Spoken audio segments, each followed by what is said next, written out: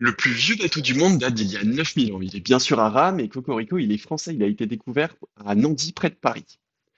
Tahiti, toujours en France, a été peuplé il y a 3000 ans, probablement grâce à l'usage de voiles sur des pirogues.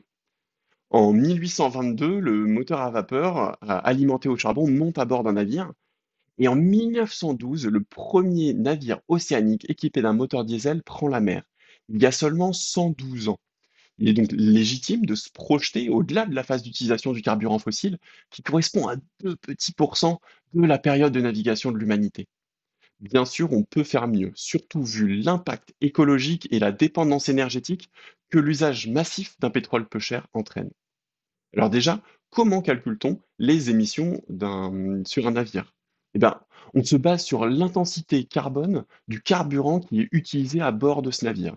Par exemple, chaque tonne de diesel marin, le MDO, qui va être brûlé sur le navire, émet 3,206 tonnes de CO2 dans l'atmosphère. On a donc des indicateurs, comme le Carbon Intensity Indicator, le CII, qui permettent de pousser les acteurs du maritime à réduire chaque année l'intensité carbone du transport pour rester en conformité avec la réglementation. Soit on utilise un carburant avec une plus faible intensité, soit on utilise moins de carburant pour faire le même service. Bien sûr, si on va être exhaustif, et l'Union européenne souhaite l'être dans sa réglementation, le carburant, il a lui-même un cycle de vie. D'abord, il y a bien sûr les émissions qui vont être générées par la production et le transport du combustible, avant même son usage sur mon navire. Ça, on appelle ça le well to tank, donc du puits de pétrole à la soute de mon navire. Parce qu'il va falloir aller chercher ce combustible, bien sûr. Parfois, c'est facile, parfois, il faut fracturer de la roche, parfois, il faut aller creuser au fond des océans. Le pétrole offshore, ça représente 30% du pétrole produit aujourd'hui. Donc tout ça, ça nécessite une logistique qui est très importante. Et le produit obtenu, il n'est pas utilisable tout de suite, bien sûr, il va falloir le transformer. En 2018, 946 raffineries produisaient 98 millions de barils par jour, avec des émissions de 1,242 milliard de tonnes de CO2. C'est pas rien. Il faut le transporter, ce pétrole, ce qui passe massivement par la voie maritime. Le transport maritime, dans son ensemble, il va absorber 7% du pétrole produit, notamment pour transporter du pétrole, qui représente 30% du volume du commerce maritime mondial.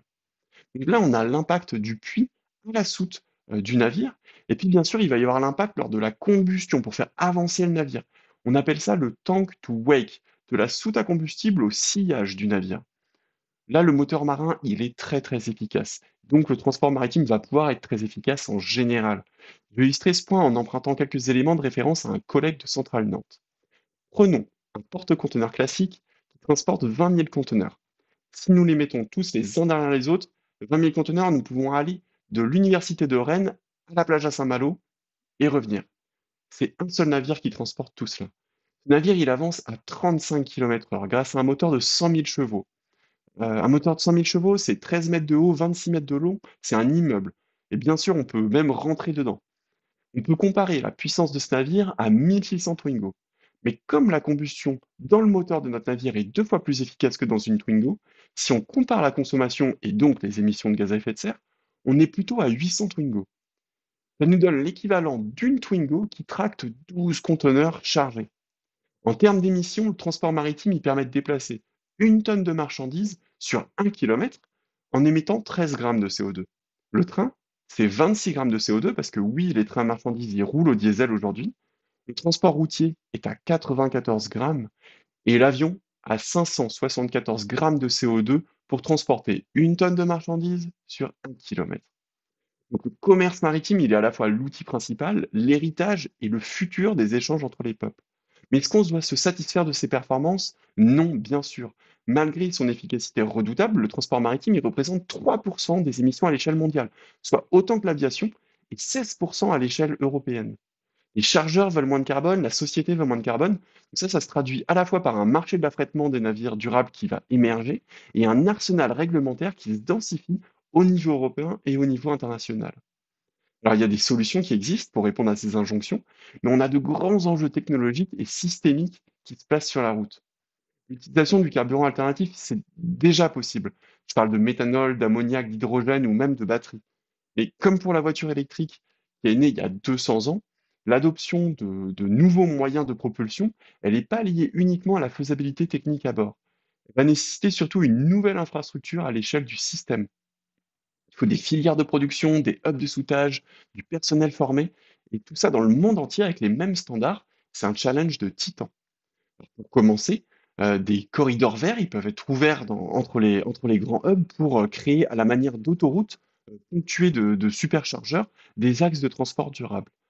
En complément de cet usage contemporain des navires sur nos routes maritimes, une autre solution est la limitation de l'usage des hubs de transbordement qui centralisent les flux avant de redistribuer vers plein de petits ports. Cette pratique, elle favorise des économies d'échelle, mais elle implique aussi de rebrousser parfois chemin, et donc implique une perte de temps. Aller directement à destination avec une offre de capacité adaptée permet aussi de faire évoluer le rythme des voyages, d'impliquer les populations locales qui vont pouvoir intégrer les équipages, de créer des liens avec les tissus de PME de la région. Cette solution, elle peut être peut-être plus adaptée pour tout l'écosystème de ports secondaires.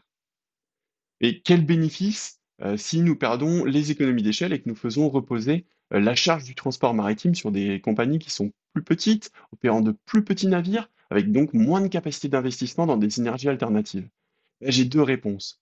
Un, nous avons gagné du temps, puisque la route, elle est directe et le temps, c'est de l'argent. Et deux, au-delà du service de transport, l'intégration du maritime dans l'écosystème local va générer de la valeur.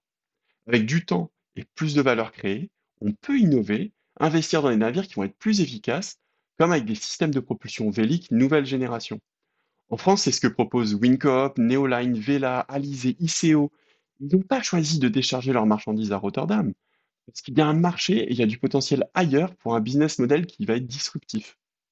Alors, est-ce que le Vélix est plus efficace? Mais oui, bien sûr.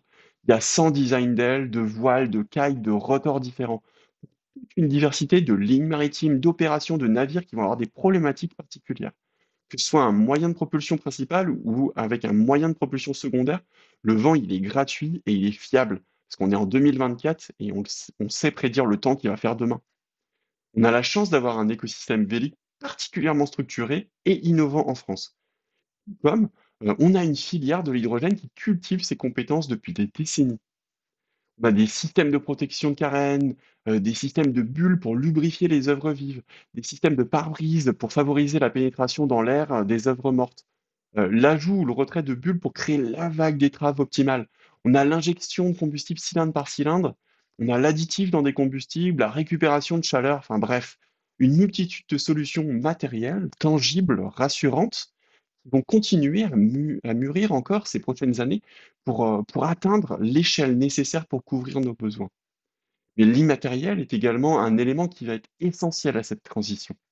La révolution environnementale du maritime, elle ne peut pas se faire sans révolution digitale. 85% des navires dans le monde archivent leurs opérations sur du papier. Or, on ne peut pas gérer ce qu'on ne mesure pas.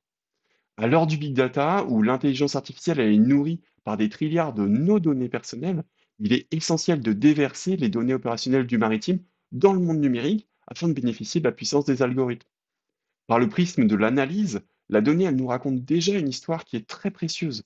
La consommation de carburant, elle peut être réduite de 15% sur certains navires en améliorant leur profil opérationnel.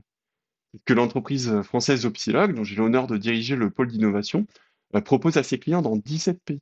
Sans installer un seul système à bord, simplement en ajustant le comportement du navire après la lecture des déviations par rapport à un comportement idéal qui avait été calculé pour une situation donnée, on peut commencer à réduire ces précieux premiers pourcents. 15%, c'est un premier pas qui mérite d'être entrepris. Imaginez si nous y ajoutons la possibilité de comparaison et la prédiction des résultats de l'application de technologies vertes. C'est un peu comme utiliser les pages jaunes pour trouver facilement une adresse et puis bientôt profiter du trajet optimal en fonction du trafic en temps réel sur Google Maps. Donc, la transformation digitale, c'est un élément essentiel à la décarbonation du monde maritime et de notre société en général. D'autant que la valeur de la donnée, elle s'accroît pour chaque partie prenante au fur et à mesure qu'elle est partagée et croisée avec d'autres sources d'informations. C'est la promesse d'un avenir positif économiquement et humainement, d'un impact global réduit et d'un rapport plus consensuel à l'océan. Je vous remercie.